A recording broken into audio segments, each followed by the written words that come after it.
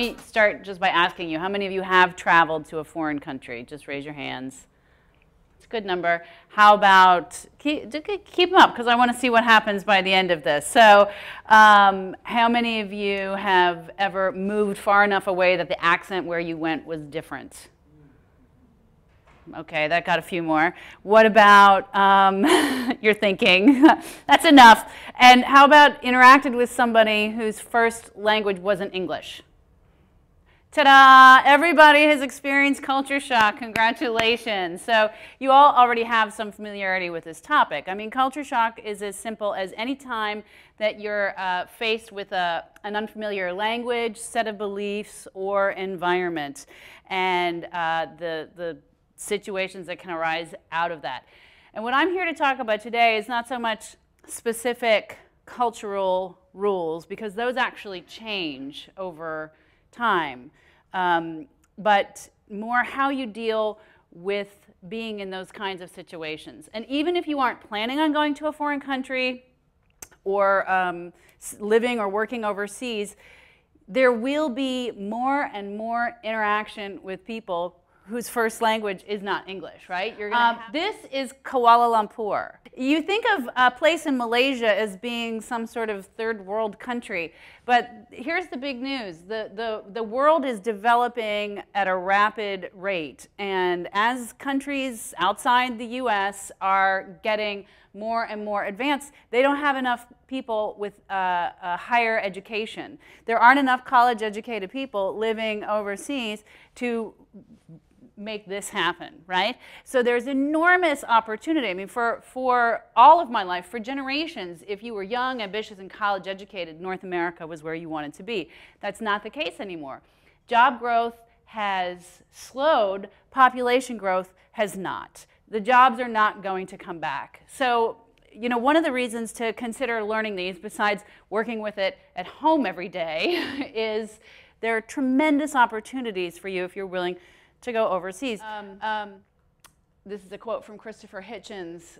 Do you guys? Christopher Hitchens is a writer, very famous New York Times columnist, and he wrote in his very Christopher Hitchens way, "What I have discovered is something very ordinary and unexciting, which is that humans are the same everywhere, and that the degree of variation between members of our species is very slight." Now, he makes that sound like a terrible thing. I'm here to tell you that is fantastic news.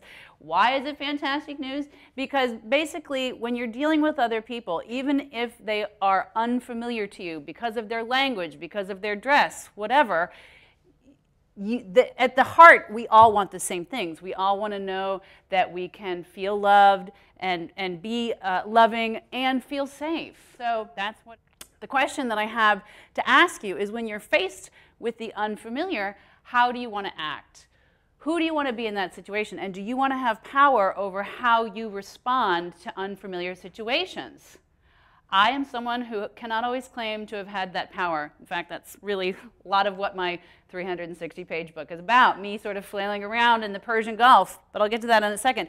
The first time that I ever experienced culture shock was when I moved to Birmingham, Alabama. I went from Bay City, Michigan to Birmingham, Alabama. It was like this reverse underground railroad thing.